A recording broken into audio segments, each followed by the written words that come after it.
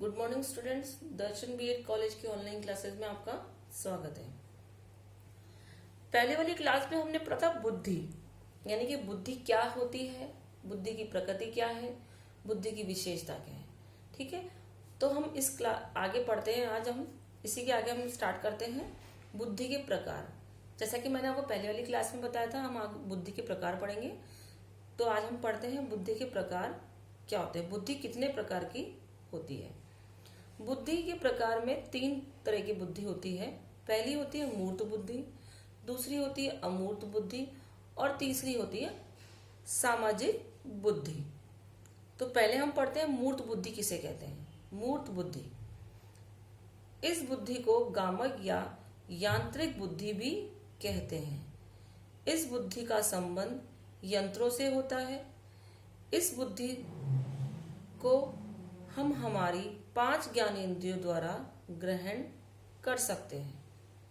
जिस व्यक्ति के अंदर यह बुद्धि होती है वह यंत्रों और मशीनों के विशेष रुचि लेता है। यानी कि मूर्त बुद्धि एक तरीके से वो होती है प्रत्यक्ष रूप से जो हमें दिखा, मूर्त मतलब होता है जो हमें दिखाई दे रहा है, यानी कि हमारे प्रत्यक्ष रूप से हमारे सामने है, तो वो कहलाता है मूर्त। और बुद्धि मतलब इंटेलिजेंसी। ठीक है, तो जो हमें सामने दिखाई दे रही है वो कौन सी बुद्धि कहलाती है, मूर्त बुद्धि। यानी कि जैसे कि इसे हम गामक या यांत्रिक बुद्धि भी कहते हैं। इस बुद्धि का संबंध किससे होता है, यंत्रों से होता है। जैसे कि अगर ये पंखा, लाइट, मशीनरीज वगैरह की अगर हमें नॉलेज है, क्योंकि हमें प्रत्यक्ष रूप से नजर आ रहा है। जैसे कि कोई इंसान अगर कोई मैकेनिकल है, इंजीनियर है, तो हमें नजर आ रहा है कि उसके अंदर किस चीज की बुद्धि है, मूर्त बुद्धि है उसके अंदर, यानी कि यांत्रिक उसको नॉलेज है। तो ये कौन सी बुद्धि कहलाएगी, मूर्त बुद्धि कहलाएगी। ठीक है, नेक्स्ट है अमूर्त बुद्धि। इस बुद्धि का संबंध पुस्तकीय ज्ञान से होता है। जिस व्यक्ति में यह बुद्धि होती है वह ज्ञान का अर्जन करने के में विशेष रुचि लेता है। अतः इस बुद्धि के व्यक्ति अच्छे वकील, डॉक्टर, दार्शनिक, चित्रकार, साहित्यकार आदि होते हैं। यानी कि जिनके अंदर ये बुद्धि होती है वो ज्यादातर क्या होते हैं, वकील होते हैं, साहित्यकार होते हैं, चित्रकार होते हैं, दार्शनिक होते हैं, डॉक्टर होते हैं। क्योंकि उनके अंदर क्या, वो कौन सी बुद्धि होती है, पुस्तकीय ज्ञान अधिक होता है। यानी कि पुस्तकीय ज्ञान जो हमें दिख रही है, पुस्तक दिख रही है, लेकिन उसके अंदर जो ज्ञान है वो अमूर्त है, हमें नहीं पता, हमें सामने प्रत्यक्ष नहीं किसने कहा, कैसे हुआ। ठीक है, तो वो अमूर्त बुद्धि के अंतर्गत आता है। थर्ड होता है सामाजिक बुद्धि। अपने को समाज के अनुकूल व्यवस्थित करने की योग्यता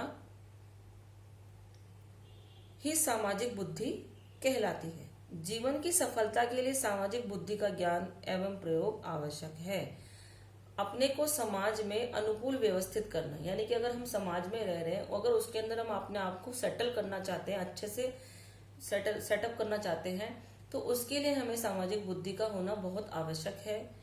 क्योंकि जीवन की सफलता के लिए, अगर हमें जीवन में सफल बनना है तो सामाजिक बुद्धि का ज्ञान एवं प्रयोग आवश्यक है। हमें सामाजिक में रहना, कैसे रहना है, उस तरह की सब बुद्धि का ज्ञान हमें होना बहुत आवश्यक होता है।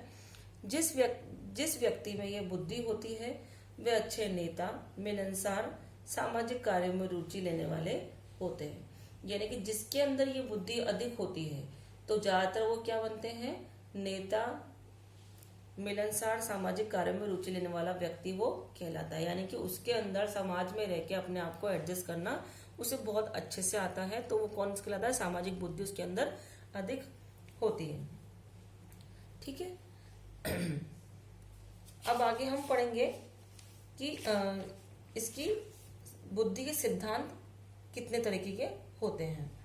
बुद्धि के जो सिद्धांत होते हैं वो 5 तरीके होते हैं, 5 पार्ट्स होते हैं इसके।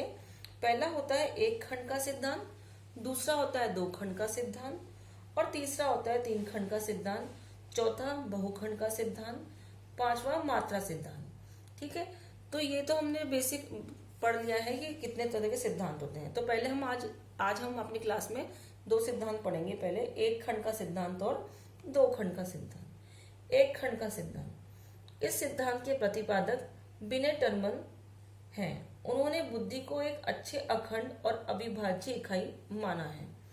उनका मत है कि व्यक्ति की विभिन्न मानसिक योग्यताएं एक इकाई के रूप में कार्य करती हैं। योग्यताएं विभिन्न परीक्षाओं द्वारा ये मत असत्य सिद्ध कर दिया गया है। उनके अनुसार मतलब उन्होंने बुद्धि को सिर्फ एक ही खंड में डिवाइड किया है। वो कौन सा खंड है? मानसिक योग्यता वाला, उसको एक ही खंड माना है। उन्होंने दो डिफरेंस नहीं माने, ठीक है। किसने? बिने टर्मन ने।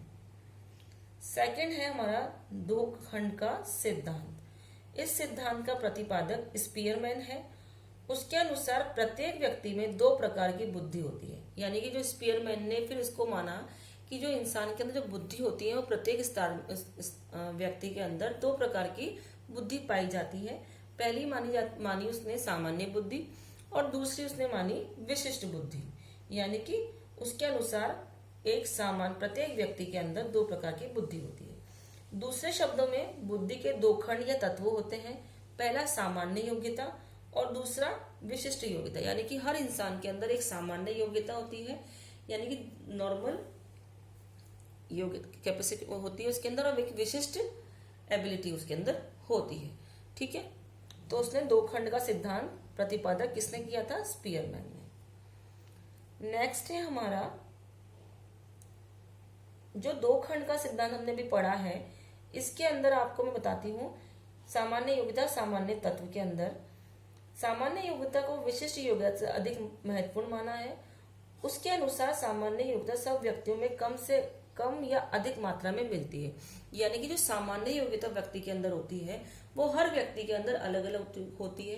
किसी में ज्यादा, किसी में कम, अलग अलग प्रकार की सबके अंदर होती है, ठीक है। अधिक होती है किसी में कम होती है। इस मुख्य जो सामान्य योग्यता की जो मुख्य विशेषता है वो हम पढ़ते हैं। तो पहली विशेषता है यह योग्यता व्यक्ति को में जन्मजात होती है। जो सामान्य योग्यता होती है व्यक्ति के अंदर वो जन्मजात होती है। ये उसमें सदैव एक सी रहती है।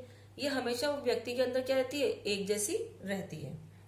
ये उसके सब मानसिक कार्य में प्रयोग की जाती है। यानी कि जितने भी वो मानसिक कार्य करता है व्यक्ति, वो अपनी कौन सी बुद्धि को यूज करता है? सामान्य बुद्धि को वो यूज करता है।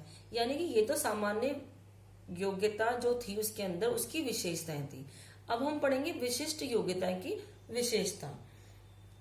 तो पहली विशेषता होती है ये योग्यताएं अर्जित की जा सकती है। यानी कि विशिष्ट योग्यता, यानी कि सबके अंदर एक विशिष्ट योग्यता होती है, ठीक है।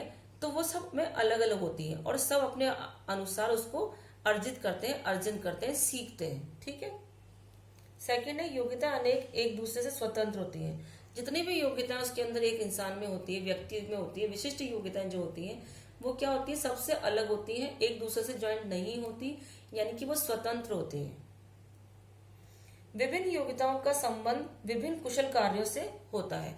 यानी कि अगर आप में अंदर विभिन्न योग्यता है तो आपके अंदर अलग अलग विभिन्न स्किल्स होंगी, ठीक है।